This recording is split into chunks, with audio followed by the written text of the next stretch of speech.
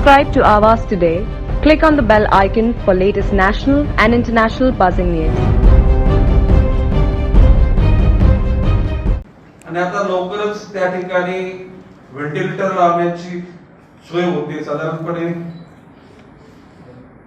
ऑगस्टच्या पहिल्या आठवड्यापर्यंत व्हेंटिलेटर तिथे लागतील आणि ऑगस्टच्या पहिल्या आठवड्यापर्यंत वाशीचं रुग्णालय कोविड मुक्त होऊन जाईल, जनरल रुग्णांसाठी ते उपलब्ध होईल अशा प्रकारची भूमिका त्यांनी सांगितली. वाशीच्या रुग्णालयामध्येच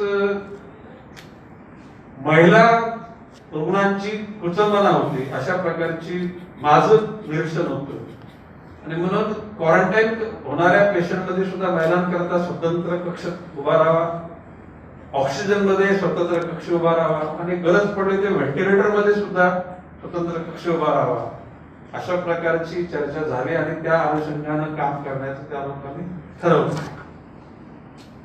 आता एकूणच नवी मुंबई महानगरपालिका क्षेत्रात महापालिकेच्या अंतर्गत आणि खासगीमध्ये एकूण कॉट्स किती आहेत? सर्वसाधारण कॉट्स, ऑक्सिजनच्या कॉट्स आणि व्हेंटिलेटरच्या कॉट्स. आणि बऱ्याच लोकांना कॉट्स नाहीत अशा प्रकारचं सांगितलं जातं, ऑक्सिजन नाही, व्हेंटिलेटर नाही आणि म्हणून हेल्पलाईन सुरू करण्याचं त्यांना सांगितलं. हेल्पलाईनचा नंबर तिथे जाहीर करणार आहे. म्हणजे कुठल्याही एखाद्या नागरिकानं तिथे माहिती मागितली तर बाबा अमुक ठिकाणी कॉट उपलब्ध आहे, ऑक्सिजनचे आहे, व्हेंटिलेटरचे आहे अशी माहिती तिथे उपलब्ध होऊ शकणार आहे. आता जे 2 इंजेक्शन्स आहेत ज्याच्यामध्ये ऑक्टोमेस आणि रेमडेसिविर ही जी 2 याची मागणी करण्यात आलेली आणि स्टॉक मध्ये ठेवण्यासाठी सांगितलेलं आहे. आणि जर का खासगी रुग्णालयाला जर ते गरजेचं असेल तर उसनवारीवर ते द्या, कारण तो पेशंट जरी खासगी परंतु आपल्या महापालिका क्षेत्रामध्ये खासगी आणि महापालिका या अशा वादामध्ये कुठल्याही पेशंटला उपचार मिळताना अडचण होऊ नये अशा प्रकारची भूमिका सुद्धा आम्ही त्यांनी मांडली. आता एकूण मेडिकल स्टाफ, डॉक्टर आणि त्यांचे नर्सेस, आया, वॉर्ड बॉय वगैरे त्यांचं म्हणणं की आम्ही प्रयत्न चालूच आहेत. काही ठिकाणी तर आम्ही आउटसोर्सिंग करण्याची पण आम्ही तयारी दाखवलेली आहे. आणि छोट्या अशा वेळेला जर महापालिकेच्या नसल्यावर जर काही लोक उपलब्ध नसेल तर एखाद्या हॉस्पिटलने जर त्याचा कॉन्ट्रॅक्ट घेतलं तरी आपल्या लोकांची सोय होणं आपल्यासाठी गरजेचं आहे आणि त्याची सुद्धा तशी तयारी त्यांनी कार्य केल्याने सांगितलं. आता रुग्णवाहिकांची कमतरता होती, म्हणजे कोविडच्या पेशंटांनी आणण्याकरता. तर आता साधारणपणे जे आपले प्रभाग आहेत त्या प्रत्येक प्रभागाला एक रुग्णवाहिका उपलब्ध करून देण्याचं ठरवलं. त्यासाठी वॉर फुटिंगवर त्यांनी ती खरेदी करणार आहे. अँटीजन टेस्ट करण्याचं ठरवलेलं आहे. साधारण 40,000 युनिट्स त्याच्याकडे आलेले आहेत आणि टप्प्याटप्प्यानं त्याचा प्रत्येक विभागामध्ये वापर केला जाईल. 30 व्हेंटिलेटर सुद्धा ऑर्डर आता अधिक केलेले. मी तर सांगितलं की अजून 30 व्हेंटिलेटर अजून खरेदी करा. उद्याला कमतरता झाली म्हणून अडचण झाली असं होता कामा नये. थोडेसे एक्स्ट्रा झाले त्याचा वापर नाही झाला तरी चालेल, परंतु कुठल्याही परिस्थितीमध्ये व्हेंटिलेटर नाही म्हणून पेशंट दगावला असं चित्र त्या ठिकाणी निर्माण होता कामा नये. जन आरोग्य योजनेच्या सर्व बाबी प्रायव्हेट हॉस्पिटलमध्ये सुद्धा उपलब्ध करून देण्यासाठी सांगितलं. कारण केंद्र सरकारचे, राज्य सरकारच्या ज्या काही सोयी आहेत, ज्या सवलती आहेत त्याचं अवेअरनेस त्याची सगळ्यांना कल्पना नाही आणि म्हणून महानगरपालिकेच्या अधिकाऱ्यांनी त्या सर्व घटकांना ती सोय दिलेली याच्यासाठी प्रयत्नशील राहण्याचे त्याला आम्ही सांगितले.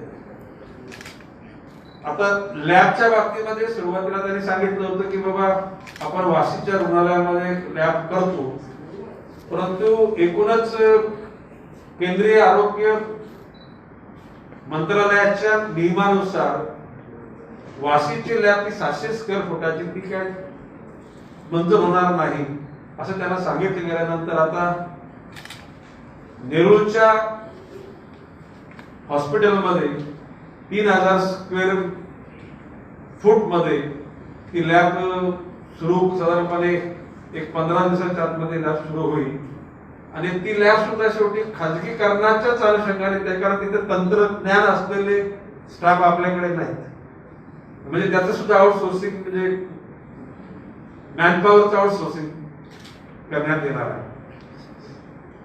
डायलिसिसच्या बाबतीमध्ये सुद्धा आम्ही सगळ्यांनी भूमिका मांडली की बाबा कोरोनाच्या लोकांना तुम्ही डायलिसिसची सोय करून दिलेली आहे परंतु जनरल लोकांना डायलिसिसच्या साठी तुम्ही युद्ध पातळीवर सोय करावी कारण आता मुंबईला ज्यांचे डायलिसिस करण्यासाठी जात होते ते लोक आता मुंबईत त्यांना जाणं बंद झालं शेवटी त्यांची काहीतरी इथं सोय व्हायला पाहिजे म्हणून या ठिकाणी लवकरात लवकर डायलिसिसची सोय करण्याचं सुद्धा एक होईल. आणि वाशीच्या जी 600 स्क्वेअर फुटाची जी लॅब बनणार होती त्या ठिकाणी प्लाझ्मा थेरपीच्या अनुषंगानं त्या ठिकाणी ते युनिट तिथं वापरलं जाणार आहे. आणि एक निश्चितपणे की अन्य महानगरपालिकांच्या तुलनेमध्ये म्हणजे 100% सक्षम पद्धतीने महापालिकेचा कारभार चाललाय असं आम्ही म्हणणारच नाही आम्ही असमाधानीच आहोत परंतु त्यातल्या त्या अन्य महापालिकेच्या अनुषंगानं तुलना केली तर नवी मुंबई महापालिकेचे ह्या कोविडच्या अनुषंगानं काम करणारे डॉक्टर्स नर्सेस किंवा साफसफाई कर्मचारी किंवा पोलीस यंत्रणा वगैरे निश्चितपणे समाधानकारक काम करत आहे. आणि मी तर असं म्हटलेलं आहे की एकूणच जुलै ऑगस्ट सप्टेंबर पर्यंत सुद्धा हा प्रभाव राहू शकतो आणि म्हणून वेळ पडले तर या टप्प्यामध्ये आपण इंडिया बुलला आपण सुरुवात केली होती तर इमर्जन्सी मध्ये इथली जर यंत्रणा अपुरी पडली तर इंडिया बुलला सुद्धा काही रूम्स चांगल्या स्वच्छ तिथे लाईटची सोय तुमच्या त्या ठिकाणी सॅनिटेशनची सोय जेवणाची सोय स्वच्छता वगैरे तिथे काही रूम्स तिथे तयार करून ठेवा तर ऐन वेळेला जर का ती गरज भासली तर त्या ठिकाणी ती कमतरता पडू नये. आणि कुठल्याही परिस्थितीमध्ये उपचार मिळू शकले नाहीत म्हणून माणसाला मृत्यू पावला अशा कुठल्याही कुटुंबाच्या घटकांची अशी त्या ठिकाणी ओरड असता कामा नये. आणि आपल्याला रुग्ण म्हणून यावेत परंतु ते दुरुस्त होऊन परत घरी जावेत अशा प्रकारची भूमिका सर्वांनी मांडलेली आहे. आणि माझे सर्व सहकारी त्या ठिकाणी आम्ही यथाशक्ती आम्ही त्या ठिकाणी आम्ही भूमिका सांगितलं की आमच्या डॉक्टर नाथनी काहीतरी म्हणजे आमचे 24/7 आता इथे कंपल्सन नाही परंतु आम्ही जे ठरवल्या पद्धतीनं वॉर्ड स्तरावर बूथ स्तरावर रात्री 2 वाजता 1 वाजता जरी कोणाचा फोन आला तरी सुद्धा बरेचसे कार्यकर्ते मी असं म्हणणार नाही की विविध धर्माचे जातीचे पंथाचे पक्षाचे लोक सुद्धा त्या ठिकाणी काम करतात. आमचा दावा असा नाही की आमच्याच पक्षाचे लोक आहेत परंतु आम्ही भारतीय जनता पक्षाच्या वतीनं शहराध्यक्ष रामचंद्र घरत यांना सांगून सर्वच कार्यकर्त्यांना तशा प्रकारच्या सूचना दिलेल्या आहेत आणि त्या पद्धतीनं लोकांची सेवा केली जाते अशा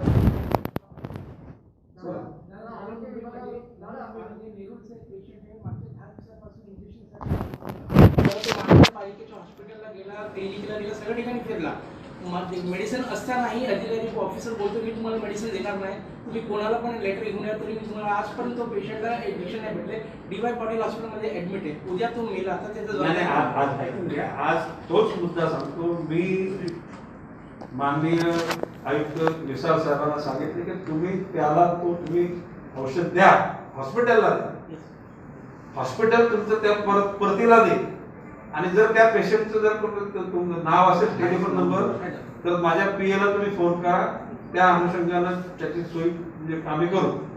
त्याला आरोग्य विभागामध्ये यांनी भरती काढली होती 80,000 1 लाख 1 लाख पगार देतात पण यायला कोण तयार नाही. डॉक्टरांचं बाकीचं असं मत आहे की तुम्ही वापरून 3-4 महिन्याने काढून टाकशील म्हणून यायला तयार नाही. या संदर्भात सल्ला मसलत केला आहे किंवा धोरणात्मक निर्णय किंवा लॉंग टाइम आपण बेनिफिटसाठी काय करणार आहोत नाही, जर का अशा प्रकारच्या डॉक्टर लोकांची जर भूमिका असेल ते अशा वेळेला जे काम करते त्या लोकांना कायमस्वरूपी त्या ठिकाणी नोकरी देण्यासाठी आम्ही आग्रही आहोत.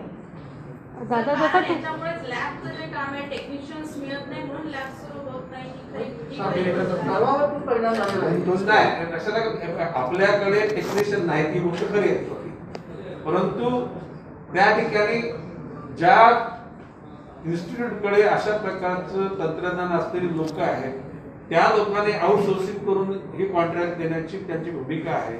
आणि जर आपल्याकडे टेक्निशियन असतील तर त्या लोकांना लोकप्रतिनिधी म्हणून आमच्याकडे पाठवा, आम्ही त्या ठिकाणी त्या ठिकाणी शिफारस करतो आणि त्यांना कायमस्वरूपी नोकरी मिळण्यासाठी आम्ही प्रयत्न करतो. दादा तुम्ही सांगत आहे केडीएमसी टीएमसी यांच्यापेक्षा नवी महानगरपालिकेचं प्रशासन चांगलं काम करतंय, परंतु इतर ठिकाणी गणेश नाईक यांच्यासारखं नेतृत्व नाहीये आणि नवी मुंबईला नेतृत्व असताना सुद्धा या सर्व गणेश नाईकांना डॅमेज करण्यासाठी पॉलिटिकली विरोधक हे सर्व डावपेच करतात आहे का की इथं कोणती व्यवस्था कोरोना संबंधित उभी करून द्यायची नाही म्हणून? हे बघा, मी मगाशी म्हटलं की अन्य महानगरपालिकेच्या तुलनेमध्ये नवी मुंबई महापालिकेचं काम चांगलं आहे. याचा अर्थ 100% बरोबर आहे असं नाही म्हणतात. 100% बरोबर नाही म्हणूनच आम्ही इथे येतो. तुम्ही विविध प्रकारच्या तुमच्या वृत्तपत्रामध्ये तुम्ही बातम्या देता, प्रायव्हेट तुमचे सोशल मीडियावर त्याच्यावर उणिवा शोधल्या जातात. ज्या इलेक्ट्रॉनिक मीडिया आहेत त्याच्यामध्ये सुद्धा ज्या अडी अडचणी सांगितल्या जातात आणि आपण सगळेजण त्या ठिकाणी सतर्क आहोत म्हणून प्रशासन यंत्रणा सुद्धा जागृत आहे. आपण जर त्या ठिकाणी जर अलगद जर शांत आहे असं म्हटलं आणि आपण जर त्याच्यावर निरीक्षण नहीं केलं तर ही यंत्रणा ढिली होत जाए. एरोली में जिस प्रकार से कोरोना संक्रमण का ग्राफ बहुत ज्यादा दिखाई दे रहा है, काफी सारे हॉटस्पॉट है वहाँ पे, तो खास तौर पे एरोली जोन को सिक्योर करने के लिए कौन कौन सी सूचनाएं आपने दी है, कैसा आपका पूरा मॉनिटर रहेगा पूरा आपके मतदार संघ? नहीं, देखिए बात ऐसी कि मैंने ये बात कही कि शुरू में लॉकडाउन हुआ तो लोगों को कोई आइडिया नहीं थी, लेकिन मैं बोल रहा हूं कि राज्यकर्ताओं ने ये बोलना चाहिए कि 5 दिन का आप टाइम ले लो, ढाई गर्दी मत करो, जो जितना जरूरत का अनाज है जितना सब्जी आप खरीदी करके लाओ, और 20 दिन का एक ही साथ में लॉकडाउन करो तो 20 दिन में ये चेन टूटेगी. जो इमरजेंसी में जो कोविड प्रिवेंशन के लिए जो काम करते हैं वो लोगों की भी उनकी जो कोई तजवीज यानी उनकी अरेंजमेंट वही ठिकाने पे महापालिका के वार्ड में तो उधर ही रहो 20 दिन के लिए, उनका खाना पीने का बंदोबस्त करो. पुलिस यंत्रणा तो पुलिस स्टेशन में उनका काम करो कि वो लोग फिर से अपने घर में जाके घर के परिवार वालों को फिर से वो इधर से कोविड का प्रादुर्भाव करे और उनका पूरा परिवार भी. प्रिवेंशन मीन्स टोटली जिस इलाके में काम करना है उसी इलाके में काम करो. मैं चैलेंज देके बोलता हूँ 20 दिन का लॉकडाउन नॉन स्टॉप, लेकिन सबको विश्वास में लेके भाई तुम लोग किसी भी ढंग से तुम लोग को अनाज भी रेशन का मोदी साहब ने तो बोला कि नवंबर तक का रेशन फ्री करो गरीब लोगों के लिए. मोदी साहब ने तो निर्णय लिया. अभी इस कड़ी में मैं आपसे बोलना चाहता हूं कि यहाँ पे कई लोगों को इलेक्ट्रिक का कनेक्शन डिस्कनेक्ट करने का नोटिस आया है. उस दिन आपके सामने मैंने उनको बोला एक का भी कोविड का जो भी सिलसिला चालू है तब तक एक का भी कनेक्शन डिस्कनेक्ट किया तो हम लोग उग्र स्वरूप धारण करेंगे. हमें मालूम है लोकशाही की चौकट, हमें मालूम है लोकशाही में शासन यानी सिस्टम को डैमेज करना एक पाप है, गुनाह है, लेकिन वो सिस्टम में भी लोगों के बुरे दिन में काम में आती नहीं तो सिस्टम को हमने माना. आज की तारीख में तो मैं ये बोलूंगा कि राज्य शासन ने कर्जा निकाल के महावितरण को पैसा दे. महावितरण भले जुलाई अगस्त सितंबर अक्टूबर जब तक लोगों को फिर से अपने काम पे धंधे पे लगना नहीं होता है, वो जब काम शुरू हो जाएगा काम 2 पैसा कमाएंगे. यदि जो बिल समझो किसी का 25,000 रुपए का हो गया तो करंट बिल समझो कि उसका 4,000 रुपया 5,000 होगा, उसमें फिर से 2-3 हजार रुपया जो पिछला बिल का एडजस्ट करके ऐसी इंस्टॉलमेंट दे दो. ऐसे वक्त में लोगों के साथ में आप रहोगे तो जनता आपसे कभी भी गलत ढंग से पेश नहीं आएगी. जनता पूरा पैसा देने का इरादा करेगी। लेकिन आज के तारीख में बिजली काटी तो वो लोग अड़चन में आएंगे तो उल्टा अनरेस्ट बढ़ेगी। तो मेरी महाराष्ट्र सरकार से यानी सिफारिश में करता हूं कि भाई तुम लोग कर्जा पैसा होगा तो तिजोरी से दे दो, नहीं होगा तो कर्जा निकालो, महावितरण को सशक्त बना और उसके बाद में लॉन्ग टर्म के जैसे किसान लोगों के कर्जा के लिए भी आप नया नया अरेंजमेंट करते हैं। क्योंकि कंपनी का कर्जा कंपनी का पैसा लेते लोन लेते हैं, उनको पैसा देने के लिए नहीं हुआ तो उनको भी देते नया प्लान बना के देते हैं। इसी ढंग से हर एक किसान को काम करना चाहिए। इशू है। सबसे पहला इशू तो ये है कि आप सब लोग प्रकल्पग्रस्त हैं, उसके बावजूद सिडको ने जो अपना 1500 बेड का हॉस्पिटल बनाया वो मुलुंड में बनाया, जबकि उसके पूरे कारोबार उसकी सारी व्यवसायिक गतिविधियां नवी मुंबई की जमीन पर। फिर क्या कारण है कि आप जैसे प्रकल्पग्रस्त नेता भी इस पर कोई शब्द बोलने को तैयार नहीं? देखिए, ये खबर हमने भी सुनी है, लेकिन उसकी पूरी जिसको पक्का उसको कौन से ग्राउंड पे दिया गया। देखिए, ऐसे स्थिति में किसी महापालिका के पास, किसी नगर पालिका के पास पैसा न हो ज्यादा ये है कि जब हम लोग कोरोना को रोकने के नाम पर करोड़ों रुपया पानी की तरह खर्च कर रहे हैं, फिर भी कोरोना मरीजों की संख्या नियंत्रित क्यों नहीं हो रही है? और क्या इस रिव्यू मीटिंग में आपने इस बात पर सवाल खड़ा किया कि नवी मुंबई महानगर पालिका, स्टेट गवर्नमेंट, सेंट्रल गवर्नमेंट और पालिका की तरफ से अब तक कितना पैसा खर्च कर चुकी है और क्या कारण है कि उसके सारे योजनाएं सफल नहीं हो रही है और एक एक दिन में 350-300 मरीज कोरोना पेशेंट निकल रहे हैं? नहीं, देखिए, आज के तारीख में हिसाब मांगना गलत है। सुनिए, हिसाब मांगेंगे, जहाँ पे कोई गलत ढंग से खर्चा हुआ उसको भी पॉइंट आउट करेंगे, ऐसे थोड़ा ही। लेकिन जहाँ पे थिक पॉपुलेशन, जैसे कि कहीं के इलाके में जहाँ पे 100 लोग रहने चाहिए, ऐसे ठिकाने पे 500 लोग रहने लगे हैं, तो उस जगह पे तो ये सोशल डिस्टेंस मेंटेन नहीं होने वाला है और वहाँ पे ये हादसा शुरू हो रहा है।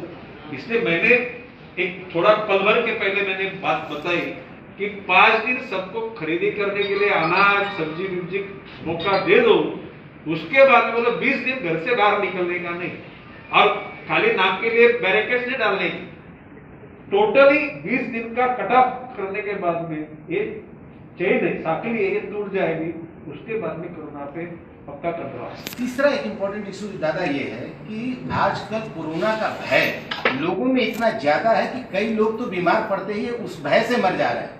तो ऐसी स्थिति में क्या आपकी तरफ से कोई ऐसा आकलन किया गया है कि कोरोना के पहले पर मंथ नवी मुंबई में मृतकों की संख्या क्या हुआ करती थी और कोरोना के बाद मृतकों की संख्या कितनी है, ताकि आप लोगों को यह कह सकें कि कोरोना में मृतकों की संख्या बढ़ाई है या घटाई है? आपको इंफॉर्मेशन के लिए अभी 500 बोले तो मैंने ये कहा कि गत 10 साल में हर महीने में ट्रांसपोर्टर में भी का रिकॉर्ड होता है, नगर पालिका में आप गत 10 साल में वो आंकड़ा क्या था, वो ये साल में लोग डेंगू से मरते, मलेरिया से मरते और कारण से बात है कि इस पर कोई इलाज नहीं है, इससे उसका वरना मृत्यु तो होते हैं, सावधानी तो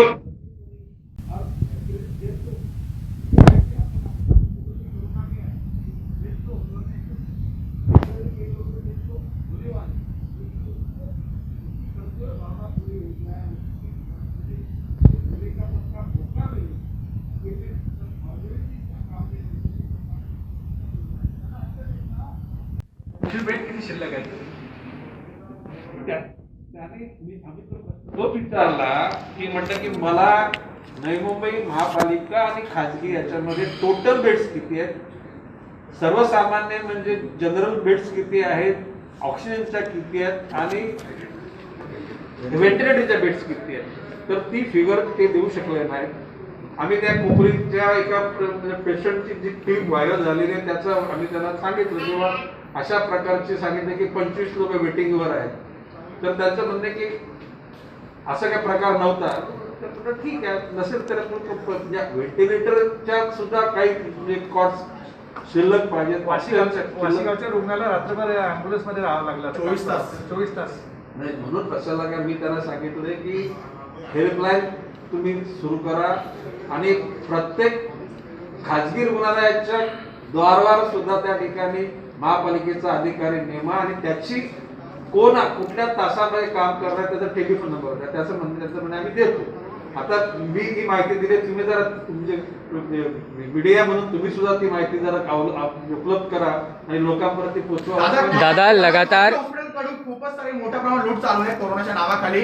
खासगी हॉस्पिटलच्या व्यवस्थापनात तुम्ही काय सांगू इच्छिता? तुम्ही त्यांना काय चेतावणी देता का जी लूट चालू आर्थिक लूट? हे बघा, हा मुद्दा मी त्यांना एक सांगितलं की सगळ्या ह्या खाजगी रुग्णालयाचे काही डायरेक्टर्स, काही मालक हे आमचे मित्र आहेत, परंतु त्या ठिकाणी 100% कारभार बरोबर चाललाय असं म्हणता येणार नाही. काही ठिकाणी लोकांना लुटलंच जात आणि ती लूट थांबवण्याच्या अनुषंगाने आम्ही काही सूचना केलेल्या आहेत.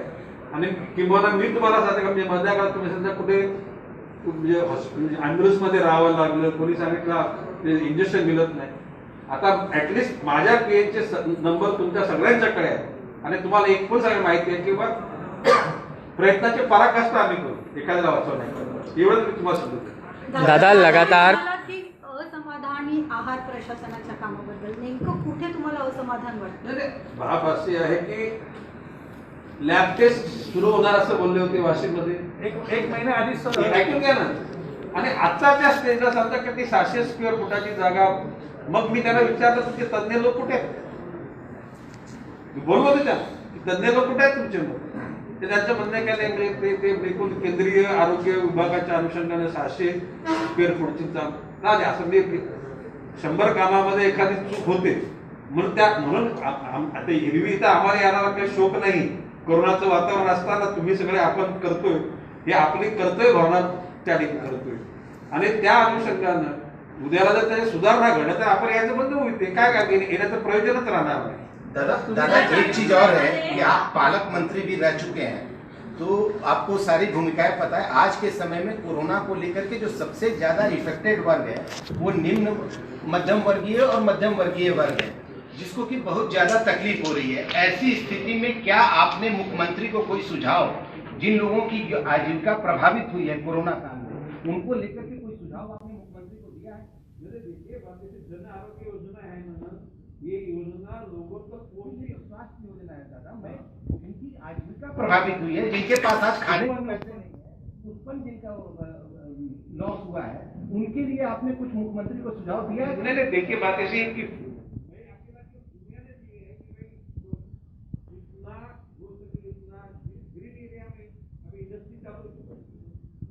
ग्रीन एरिया में लोग यदि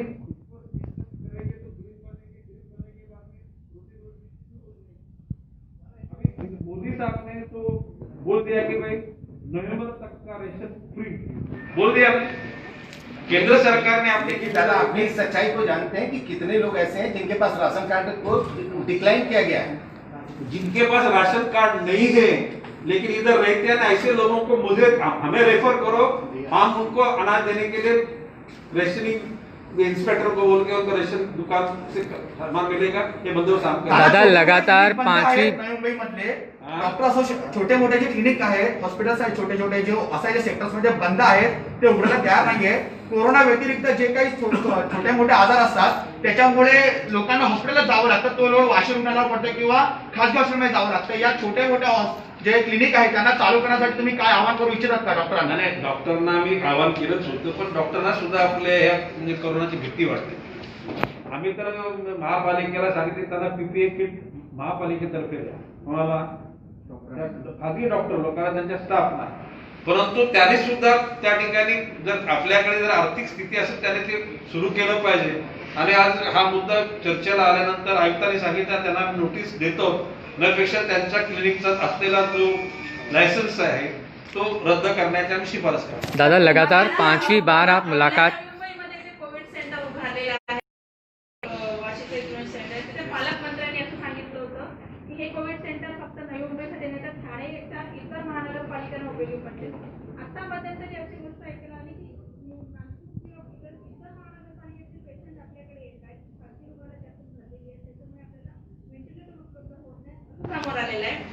ही सुविधा जी नाही, आहे आ- ती आ- उपयोगासाठी आहे. अशी काय माहिती दुसऱ्या हे बघा आपल्या महापालिकेच्या क्षेत्राच्या बाहेरचे आपल्या महापालिकेच्या रुग्णालयामध्ये पेशंट आले त्याची माहिती माझ्याकडे नाही. परंतु आपल्या अपूर्व म्हणा, रिलायन्स म्हणा, फोर्टिस म्हणा या ठिकाणी बाहेरचे लोक सुद्धा आलेले आहेत आणि शेवटी खाजगी त्यांचाच अधिकार आहे. परंतु नवी मुंबई महापालिकेच्या कडे राहणाऱ्या पेशंटला पहिलाच प्रवेश दिला पाहिजे असं आमचा आग्रह आहे. दादा MIDC आणि APMC सुरूच आहे, लॉकडाऊन सुरू आहे, त्याचा काही परिणाम तुम्हाला जाणवतो का? हे बघा आता त्यावर त्यांनी सांगितलं की एपीएमसी मध्ये येणारा प्रत्येक घटकाची ते लोक टेस्ट करतात आणि एपीएमसीचे डायरेक्टर लोकांनी जो सांगितलं की आता या ठिकाणी एपीएमसी मध्ये काही प्रादुर्भाव होईल अशी काय परिस्थिती आता राहिलेली नाही. दादा लगातार 5वीं बार आपने मुलाकात की है आयुक्त से, कई अनगिनत सूचनाएं उनके समक्ष रखी, ऐसे में किस तरह के लूपहोल्स मनपा ने अपने दूर किए हैं, कितनी कमियों को अब तक दूर किया इन मुलाकातों के बाद? इसी से रिलेटेड क्वेश्चन है जो रिलेटेड आप लगातार 4वीं बार आप आपकी सबसे पहली प्राथमिकता जो थी कि वासी के मनपा अस्पताल को सार्वजनिक अस्पताल है वो सामान्य लोगों के लिए मुक्त किया जाए। नहीं, इसलिए मैंने बोला ना मेरा क्वेश्चन कंप्लीट हो जाए। पूर्व सीएम भी मिले, मोदी पक्ष नेता भी मिले, आप लगातार मिल रहे हैं, दूसरे विधायक मिल रहे हैं, दूसरे पदाधिकारी मिल रहे हैं, लेकिन इसका समाधान आज तक महानगर पालिका ने नहीं किया। क्या आपकी पूरी यही जा रही है? नहीं, क्या महानगर पालिका अपने मनमानी कर रही है? नहीं, सुनिए, ये भी लगातार पूर्व मुख्यमंत्री जी आए, मोदी विधान परिषद आए, मेरे साथ में साथी लोग इससे समझ में अगस्त के फर्स्ट वीक में वासी रुग्णालय को कोविड फ्री रुग्णालय जनरल रुग्णालय बनाने का उन्होंने सोचा है। अभी सिर्फ एक्टिविटी सेंटर में क्वारंटाइन सेंटर के साथ ऑक्सीजन लग गए, उसके साथ में वेंटिलेटर भी लग रहे हैं, महिलाओं के लिए अलग कक्ष बन रहा है और स्टैफ टेस्टिंग के लिए अभी लैब भी अभी जल्दी से बन रही है, एम्बुलेंस आ रही है। ये सब जो हो रहा है ये आप लोग और हमारे साथी यानी जो लोक प्रतिनिधि हैं वो लोगों ने लगातार यहाँ आके उनकी कमियां पे नजर उनकी इन्वाइट की है, अटेंशन करने के लिए बताए, इससे सुधार हो रहा है। यदि अपन न आते तो कारोबार अलबेल है समझ के बहुत सारे मामले गड़बड़ गुंदन में जाते थे। आयुक्त की भूमिका देर आए दुरुस्त आए, मनपा प्रशासन ऐसा कह सकते हैं। मैं ये बोलूंगा कि पूरी तो क्षमता के साथ अपने मन के मुताबिक नहीं हो रहा है, लेकिन सुधार हो रहा है। चलिए Subscribe to Awaaz today. Click on the bell icon for latest national and international buzzing news.